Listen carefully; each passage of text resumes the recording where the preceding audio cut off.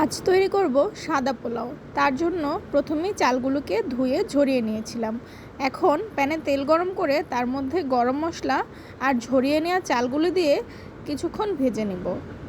তারপর এতে দিয়ে দিচ্ছি কিছুটা পেঁয়াজ কুচি করে কাটা আর লবণ আর পেঁয়াজ দিয়ে ভালো মতো ভেজে নিয়ে এর মধ্যে দিয়ে দিচ্ছি আলু বোখরা, কিশমিশ এবং কাঁচামরিচ।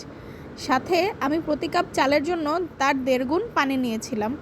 পানিটা ফুটন্ত গরম হলে পোলাওটা কিন্তু খেতে খুব ভালো হয় এবং রান্নাও করতে সহজ হয়। তার মধ্যে দিয়ে দিচ্ছি এখন 3-4 চামচ গুঁড়ো দুধটা কিন্তু পোলাওয়ের টেস্টটাকে এনহ্যান্স করবে। এখন এটাকে নেড়েচেড়ে ঢাকনা দিয়ে দিব। খেয়াল রাখতে হবে ঢাকনাটা যেন একদম ছিদ্রবন্ধ অবস্থায় থাকে। ব্যাস 20-25 মিনিট পরে পোলাওটা রেডি হয়ে গেলে বেরেস্তা দিয়ে পরিবেশন করে নেব।